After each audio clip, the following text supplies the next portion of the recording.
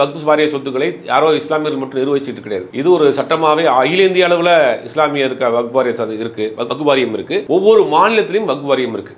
ஒவ்வொரு மாநிலத்தில் இருக்கக்கூடிய வக்ஃப் வாரியத்தை ஒரு ஐஏஎஸ் ஆஃபீஸர்ஸ் நிர்வகிப்பாரு. வக்ஃப் வாரிய தலைவர் இருப்பாங்க, செயலாளர் உறுப்பினர்லாம் இருப்பாங்க.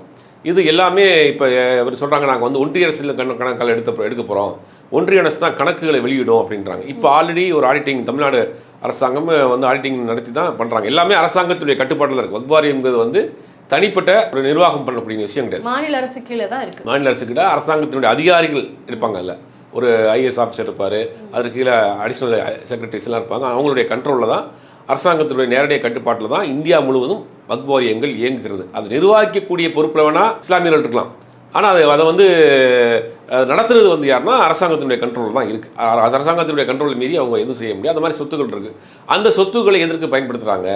இந்த மாதிரி என்ன சொல்கிறாங்கன்னா, இந்தியாவிலேயே அதிகமாக சொத்து இருக்கக்கூடிய 3 ஒரு அமைப்புகள் அப்படின்னா, ஒன்று இராணுவம், இந்திய இராணுவத்துக்கு அதிகமான சொத்து இருக்குது. இரண்டாவது ரயில்வேஸ், அதுக்கு அதிகமான சொத்து இருக்குது. மூன்றாவதாக வக்ஃப் வாரியத்திற்கு அதிகமாக சொத்து இருக்குது.